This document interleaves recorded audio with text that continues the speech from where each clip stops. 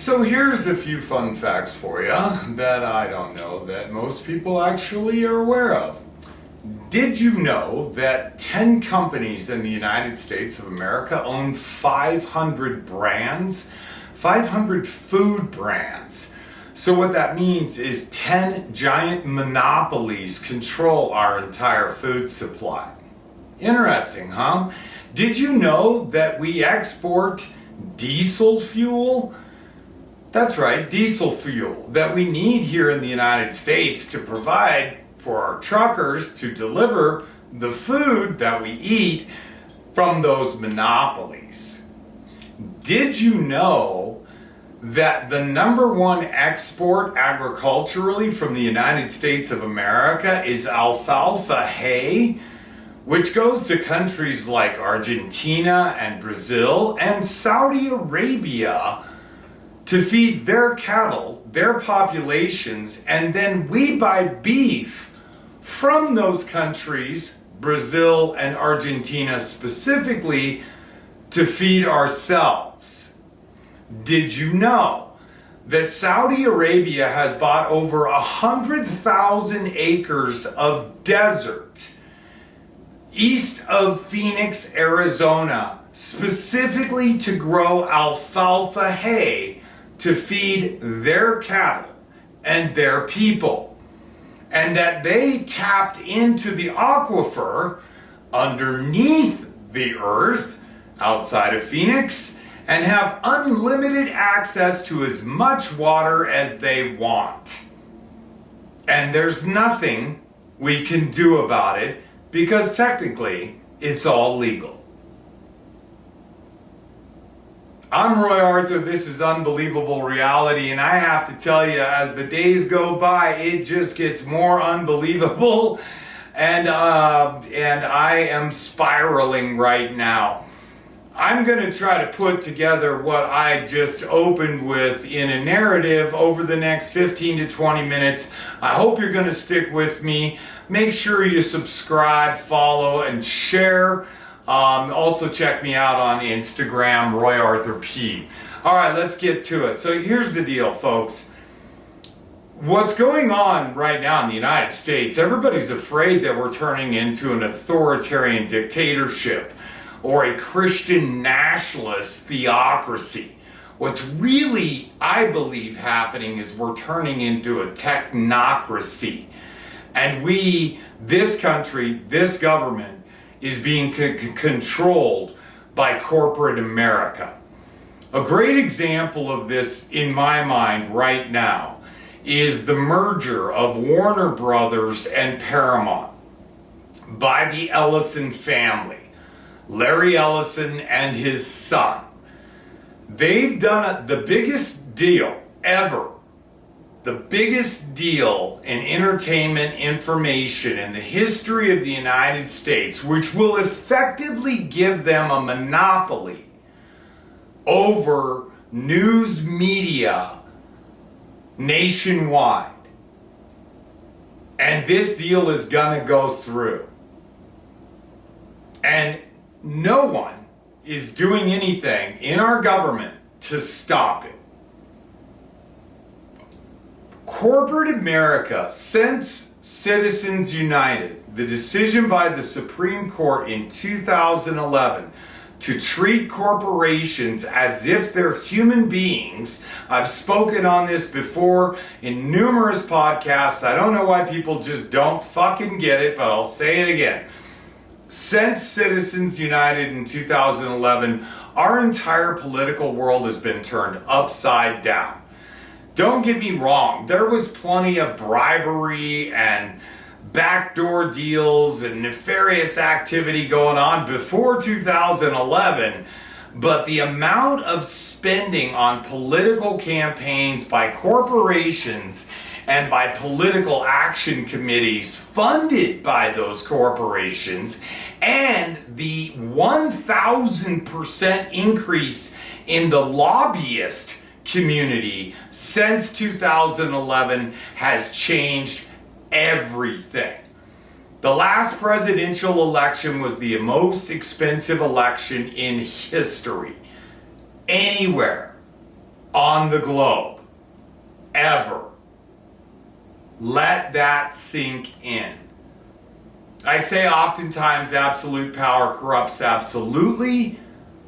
Money is the key to absolute power. And corporations have endless money. And that's why our government really doesn't do anything. That's why corporations were so behind this new regime and their promise to deregulate. One thing I will say about this regime, they've kept their promise. They've dismantled the Department of Education, the Environmental Protection Agency, FEMA, the National Forest Service. I mean, the list goes on. The Endowment for the Arts, USAID, America Radio. I mean, across the board, they've destroyed all regulation that was put in place to stop corporate greed. Period fucking the end. That's what those regulations were for. And those regulations protected us, the citizens, or the general population, I guess, as we're known now. We've moved up from consumers to the general population. Feel proud of yourself? I'm so impressed. I didn't know that was possible. But since that time, corporate money has totally ruined our political system. It's destroyed. And what's really blowing my mind now is how brazen the corporate world has gotten. How brazen the oligarchs, the technocrats, the billionaires have gotten now. They're not afraid anymore. They don't have to hide in the shadows. They can clearly state their intentions and then follow through. And a case in point is just a couple of days ago, Alex Karp, the CEO of Palantir, the most dangerous company in the world, the largest surveillance company in the history of mankind. The company almost single-handedly responsible for the decimation of Gaza. Almost single-handedly responsible for the targeting in Lebanon. Almost single-handedly responsible for wiping out the regime in Iran. And I'm not going to take a position on whether those are good guys or bad guys. It doesn't matter. It does not matter. They're also responsible for the targeting in Syria. They're also responsible for targeting. They're playing both sides. They're selling their tech to Ukraine and to Russia. So their CEO posts a manifesto on the front page of the website for their publicly traded corporation. This is a publicly traded company. And this man is so secure in his power that he lays out his personal vision for how this country should be run. And you must remember his business partner is Peter Thiel, who in an interview just last year was asked what he thought about extinction of humanity as a species. And his response was,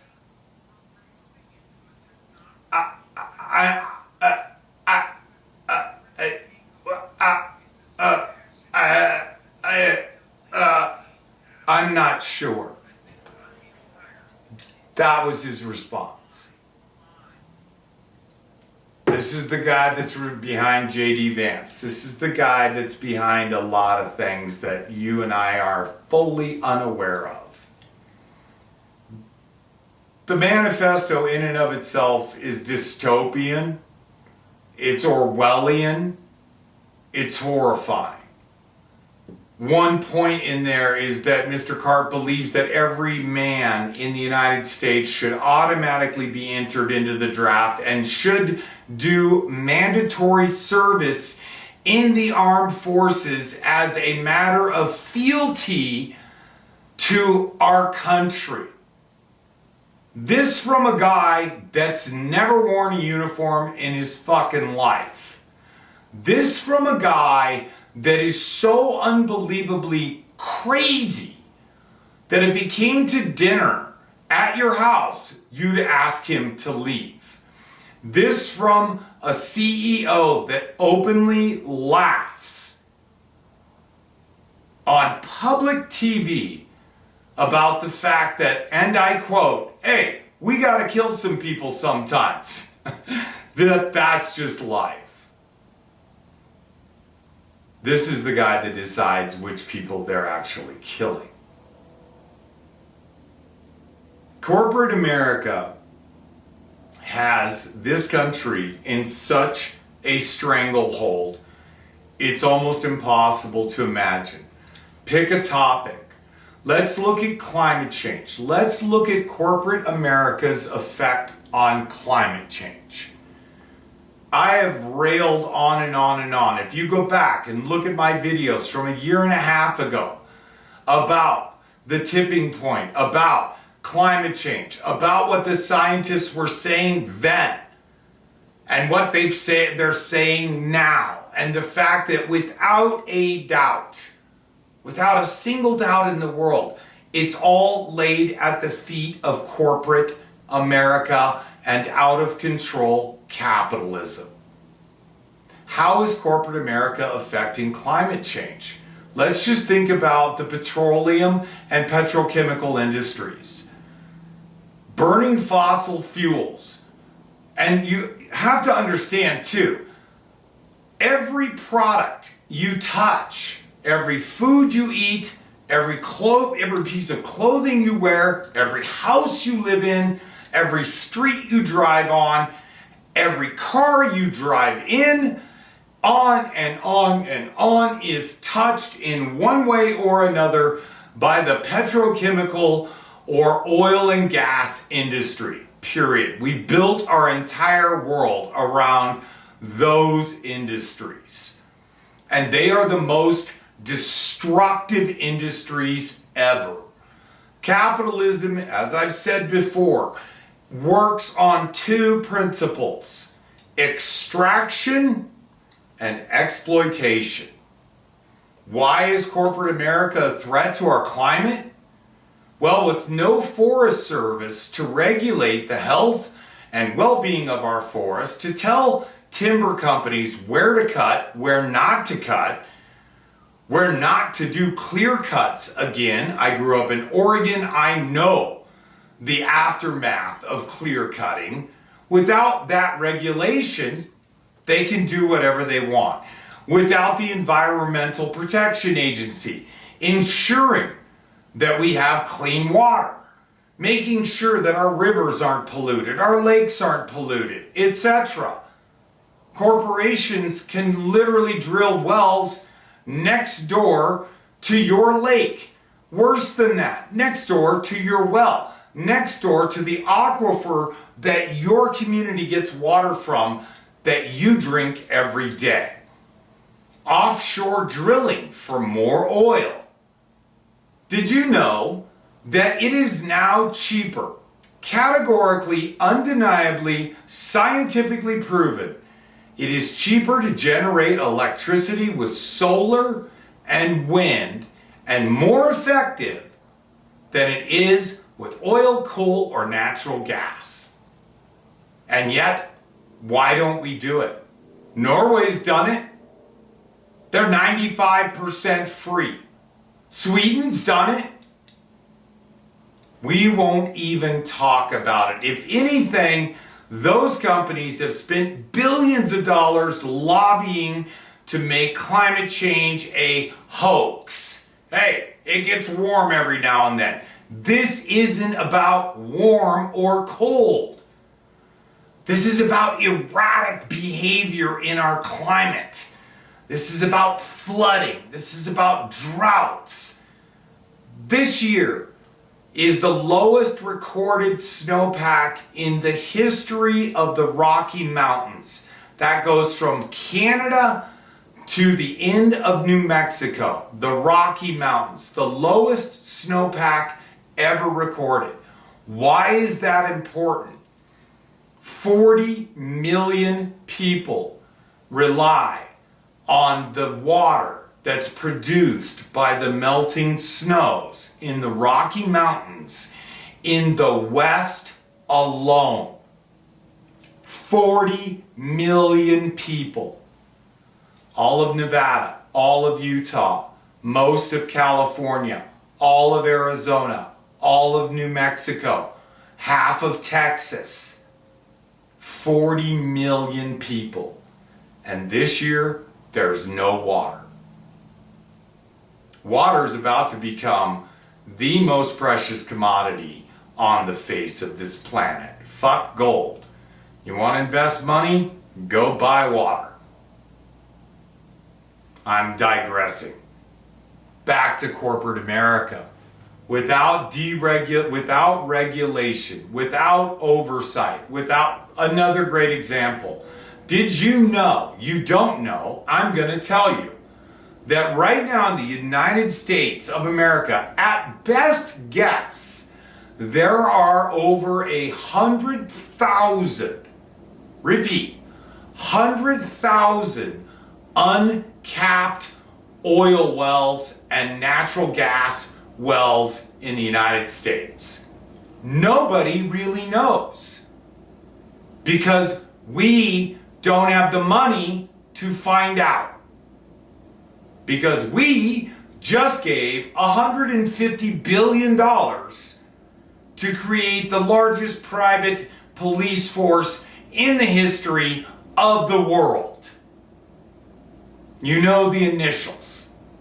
They're very short and cold.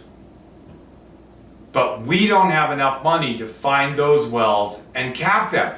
And we don't have enough money to go after those companies to make them clean up their own mess. Why does that matter to you? Because all of that methane that's being released from those wells is going into our atmosphere and affecting our climate. Period. Fuck all. The end. That's why it matters to you. More importantly, it matters to your children. Did you know that humanity, mankind, has now successfully eradicated, extincted, wiped from the face of the earth 70% of all species? All species, 70% are gone forever, and they will never return. The list, take your pick. The dodo bird, the carrier pigeon, the Tasmanian devil. These are obvious ones that at least I'm throwing them out there for you because they ring a bell. Because you've heard about them in some inauthentic fucking history book somewhere. 70%. And it's accelerating because of our effect on the climate. And the climate is a global problem. It's a global problem. But 90% of emissions come from just 6 countries. The US and China being number 1 and number 2. And that is a fact.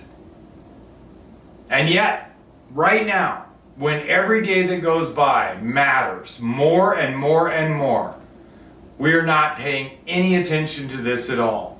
We've started a needless, heedless, irresponsible, insane war in Iran that will only lead to death, destruction, chaos, instability, and it will, mark my words, in a year, this is going to bring around a global depression not recession, depression.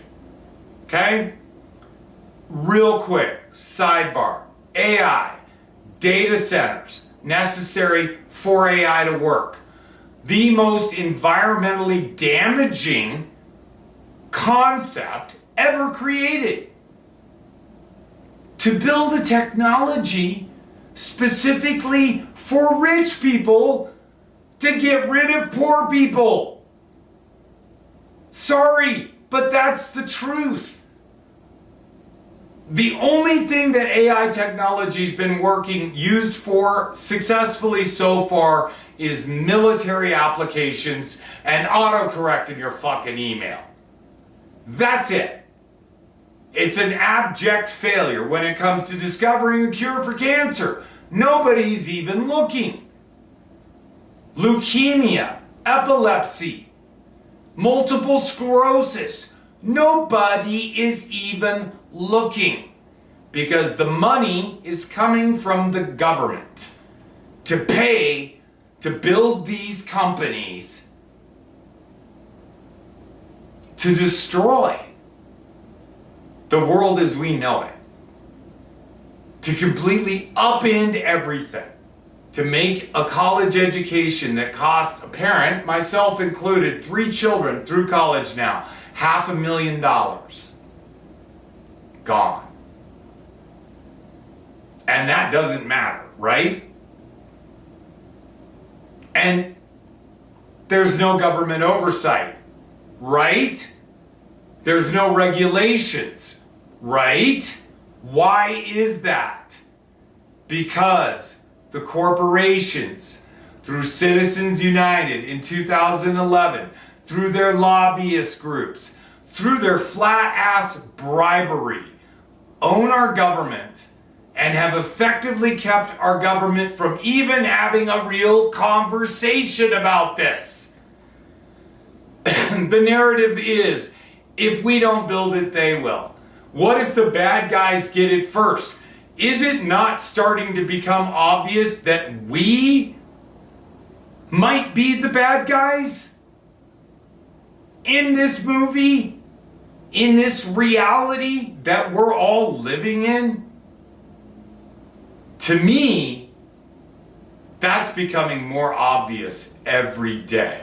And by the time our government decides to turn its slow, facet gaze to AI, it will be too late to do anything about it. And people like Alex Karp and Peter Thiel and Sam Altman and Darian what's-his-name and fucking Zuckerman